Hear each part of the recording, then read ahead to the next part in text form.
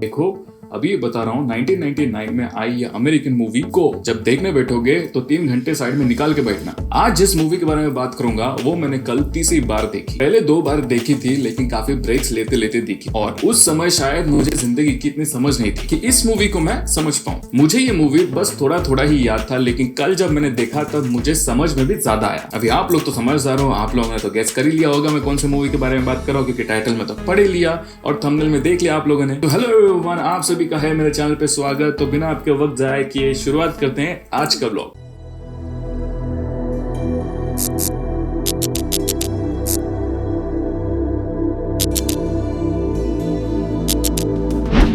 ये मूवी देखने के बाद मैं यकीन से कह सकता हूँ कि आप सब अपनी जिंदगी में लिए हुए उन फैसलों के बारे में सवाल करोगे कि क्या तभी वो फैसले मैंने सही लिए थे कि नहीं। कभी कभी हम अपने आप को मना लेते हैं कि मैं तभी छोटा था, मुझे इतना समझ नहीं था, या मेरे जॉब के प्रेशर की वजह से मुझे लेना पड़ा, उस वक्त पे वो फैसले सही थे, वगैरह वगैरह। उसी गलतियों को हरा करता है ये वाला movie the green mile. Hungarian American director, screen writer और प्रोड्यूसर फ्रैंक डारबोंथ, जिसने बहुत ही पॉपुलर और अभी तक IMDb पे टॉप रैंक में रहने वाली ये मूवी द शॉशैंक रिडेम्पशन जो 1994 में आई थी, उस मूवी का भी रिव्यू करूंगा आने वाले समय में। उसी डायरेक्टर ने 1999 में आई ये मूवी स्टेफन किंग, जो बोलना है बोलो लेकिन मेरे डोके को दुखी मत दो, इनके फिक्शनल किताब पे बनाई ये movie the hero mile. Story की बात करें तो लुजियाना स्टेट के एक जेल के ई ब्लॉक में Paul Edgecomb academic award winner Tom Hanks, एक दयालु, भावुक और नैतिक बंदा, ग्रेट डिप्रेशन के वक्त प्रिजन गार्ड थे जो डेथ रो के इंचार्ज भी थे। मतलब मृत्यु दंड देने का सारा कार्यक्रम सही जा रहा है कि नहीं ये देखने का, और जिसे ये दंड लग रहा है उसने मरना चाहिए इसका फुल प्रूफ गारंटी लेने का। तभी के जमाने में चेयर पर बिठा के इलेक्ट्रिक शॉक से एग्जीक्यूशन को एग्जीक्यूट करते थे। जो डेथ रो पे होता था उसे वो लास्ट माइल कहते थे, पर क्योंकि उस जेल की फर्श थोड़ी हरी रंग की थी इसलिए उन्होंने इसे ग्रीन माइल का नाम दे दिया। उसी समय 1935 में पॉल को भयानक यूरिनरी इन्फेक्शन हुआ था। अरे वो किडनी स्टोन का प्रॉब्लम, खड़ा होता ना खड़ा वो, और उसी दौरान उसके जेल में कैदी आता है जिसका नाम है John coffee. Yes, sir, boss. Like to drink, only not spelled the same.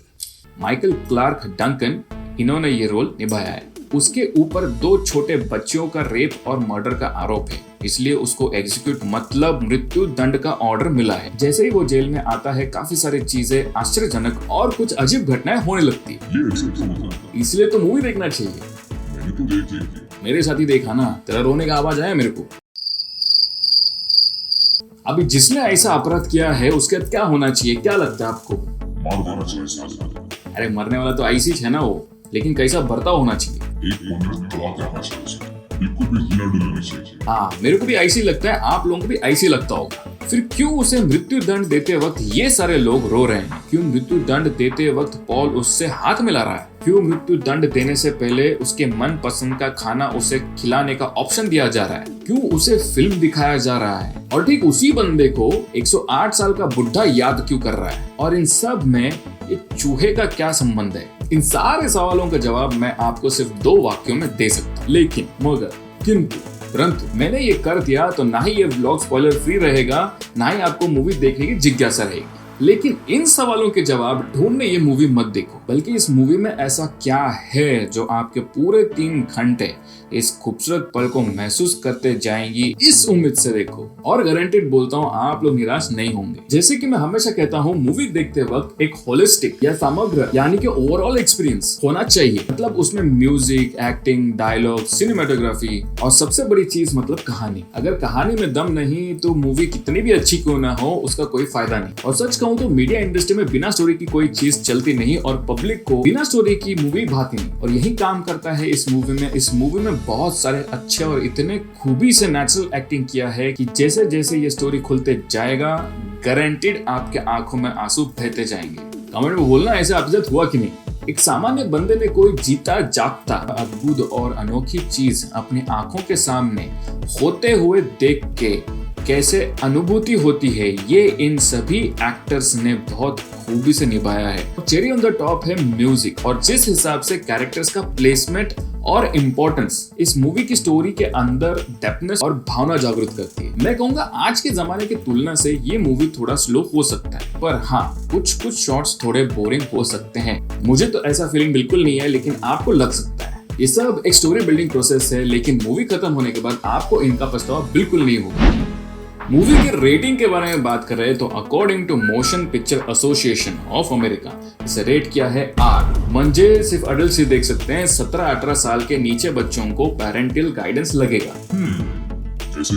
ये मूवी देखते वक्त बच्चे पेरेंट्स को अकम्पनी कर सकते हैं, लेकिन बच्चों को अपने आप से ये मूवी देखने नहीं देना, क्योंकि इस मूवी में ऐसे कुछ सीन है जहाँ पे आप थोड़ा सा अनकंफर्टेबल हो सकते हो, जहाँ पे आपको अपने बच्चों के आंख बंद करने पड़ेंगे। लेकिन इतना भी कॉशियस मत बनो, आप लोग जब ये मूवी देखेंगे तभी आपको थोड़ा सा आइडिया आ जाएगा। और वैसे भी आजकल के बच्चे अपने से बहुत आगे निकल गए हैं।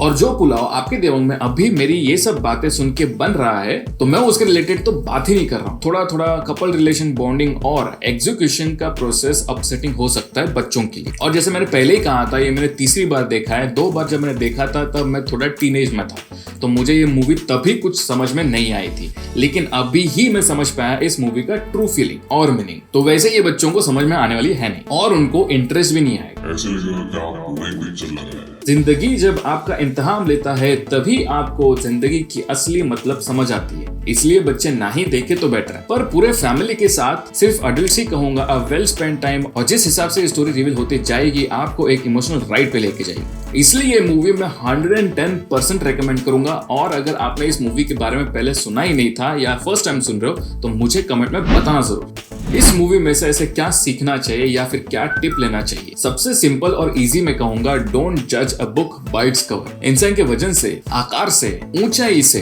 भाषा से और रंग से कभी भी जज नहीं करना चाहिए। ये बहुत ही सरल और आसान वाक्य है जो ना समझने लायक नहीं, लेकिन मगर किंतु परंतु हम सब जानते हैं किताबों के बाहर असली दुनिया में क्या होता है। अपनी को भी ज्यादा इसमें बोलने की जरूरत ही नहीं, आप सबको मालूम है। इस मूवी के स्टार्टिंग में ही ऐसा बताया है, और धीरे धीरे उन्हें कैसे समझ आता है उसके असलियत का।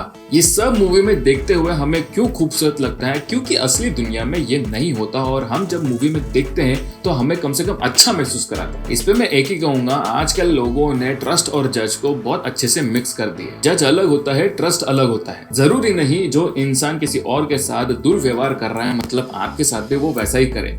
पहले उसके साथ बैठो, समझो, जानो, बात करो, तभी आपको पता चलेगा वो इंसान आपके साथ कैसा है और आप उसके साथ कैसे हो। तो दूसरों के परसेप्शन से आप उन्हें अपने तरीके से जज मत करो। इसमें से बहुत सारे फैक्टर्स है, पर मैं यहाँ पे नैतिक ज्ञान नहीं दूंगा, वरना व्लॉग लंबा हो जाएगा। और ये समझ आपको सिर्फ जिंदगी के पहलू समझा सकते हैं स्कूल और कॉलेजेस, बस पढ़ा सकती है, सिखा नहीं सकती। तो बस आज के व्लॉग में इतना ही। आपसे फिर मुलाकात होगी मेरे अगले व्लॉग में। अगर आपने मेरे दूसरे व्लॉग्स देखे नहीं हैं तो ऊपर आई बटन आ रहा है, उसे क्लिक करके देख सकते हो, या फिर एंड स्क्रीन में लिंक आएंगे, उसे क्लिक करके आप दूसरे वीडियोस देख सकते हो। तो अगर ये व्लॉग पसंद आया तो इसे लाइक, शेयर और जैसे स्क्रीन पे आ रहा है उस हिसाब से सब्सक्राइब और घंटा बजाना मेरे नए व्लॉग्स के नोटिफिकेशन आपको मिलने के लिए। ये व्लॉग आपने देखा या फिर मूवी देखा, उसके बारे में कुछ कमेंट करना चाहते हो तो कमेंट का बॉक्स तो आप ही का है, आप वहां पे जाकर टाइप कर सकते हो। अभी के लिए आपसे लूंगा विदा, कभी ना कहना अलविदा।